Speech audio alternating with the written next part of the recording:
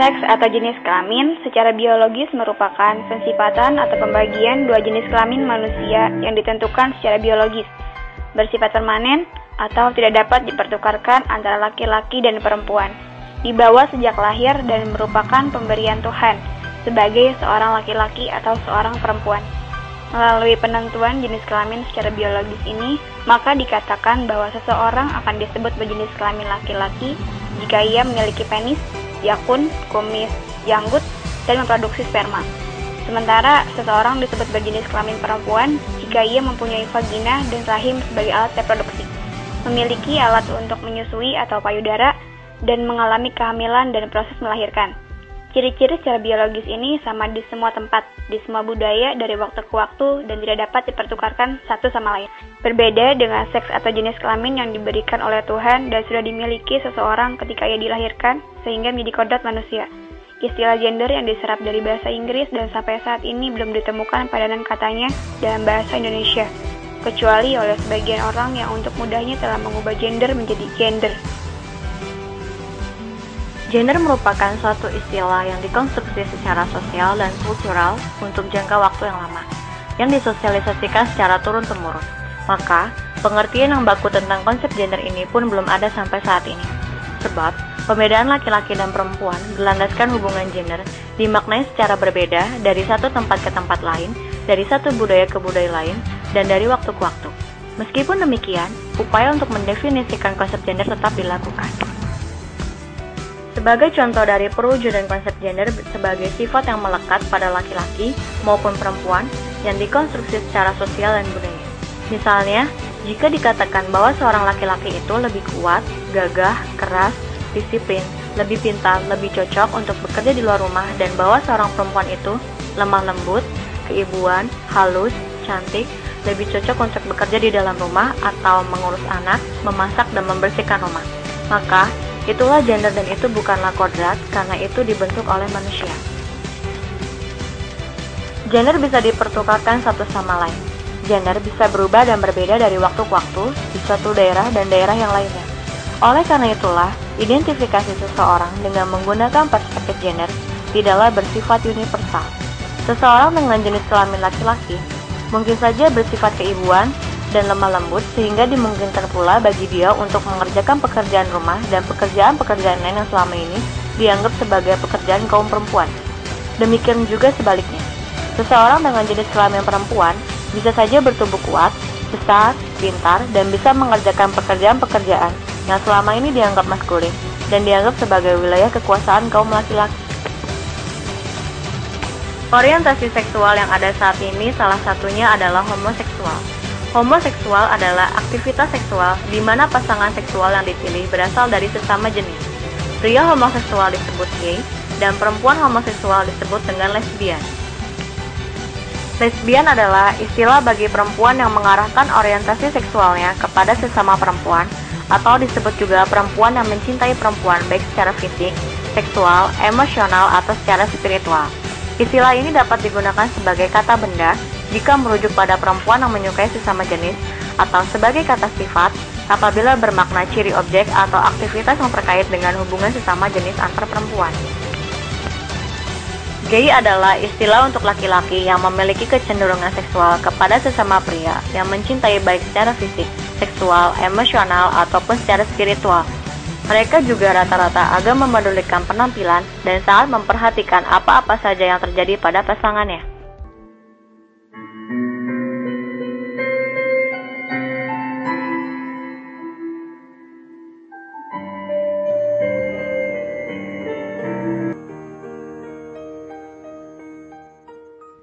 Adopsi hukum pernikahan sesama jenis di New York dipandang sebagai momen penting dalam gerakan hak-hak kaum homoseksual nasional.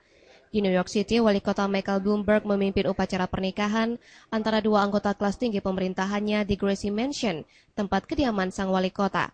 John Van Blatt, Kepala Penasihat Kebijakan Wali Kota, sekaligus Koordinator Keadilan Kriminal mengucapkan sumpah dengan Jonathan Means dari Departemen Komisaris Urusan Konsumen. Setelah saling mengucapkan sumpah, kedua pasangan tersebut disuguhkan dengan lagu pernikahan dari musisi kabaret. Pasangan homoseksual tersebut mengakhiri upacara pernikahan dengan tradisi Yahudi, yaitu mempelai pria menginjak sebuah gelas anggur yang dibungkus serbet.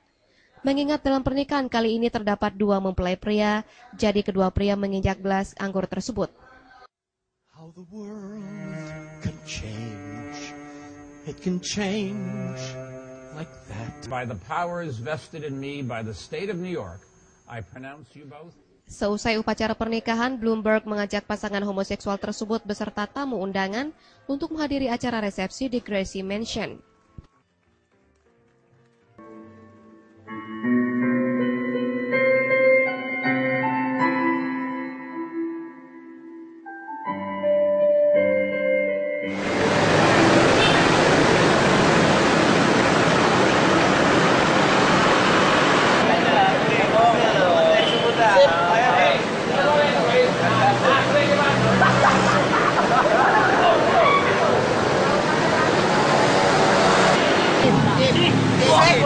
Mas Biro. Nama saya di sini terkenalnya Vera. Vera Cruz maksudnya. Karena rambut saya keriting, dibilang Vera Cruz gitu. Cuman karena teman-teman kalau di sini itu kan harus punya nama perempuan ya, untuk lebih mengakrabkan sehingga dipakai nama itu. Iya. Memang suka ngumpul di sini ya? Iya, setiap hari kita ngumpul di sini. Setiap malam? Setiap malam. Dan saya kadang siang atau sore ke sini. Karena di sini nih hitungannya 24 jam itu selalu ada, meskipun tidak seramai malam. Gitu. Selalu ada aktivitas? Selalu ada aktivitas. Mulai jam berapa sampai jam berapa? Ya itu tadi 24 jam, jadi tidak ada. Cuman keramaian itu biasanya sekitar jam 9 malam ke atas itu udah mulai.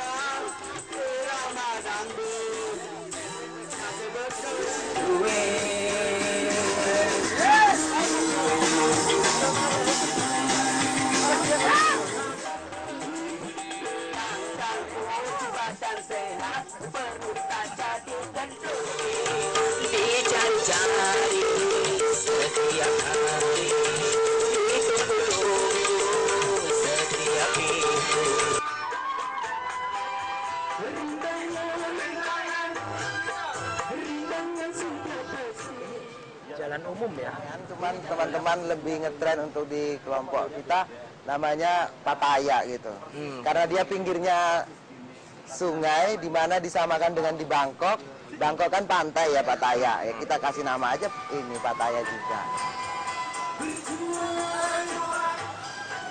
Berjuang sekuat tenaga, tetapi jangan lupa perjuangan harus pula disertai doa.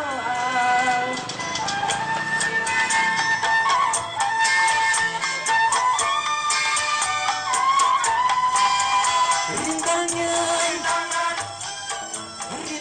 sudah pasti.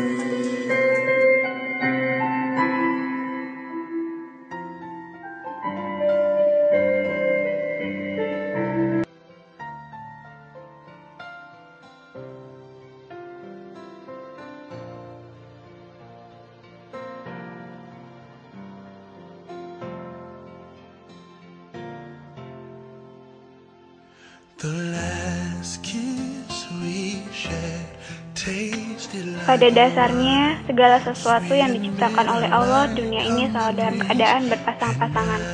Demikian halnya dengan manusia. Allah berkehendak menciptakan lawan jenisnya untuk dijadikan kawan hidup. Hal ini dijelaskan oleh Allah dalam salah satu firman-Nya. Maha suci Tuhan yang telah menciptakan pasangan-pasangan semuanya, baik dari apa yang ditumbuhkan oleh bumi dan dari diri mereka maupun dari apa yang tidak mereka ketahui. Quran Surat Yasin ayat 36. Oh yeah, you were always gonna be my love, and you should know, even if I fall in love with somebody else, I'll remember to love.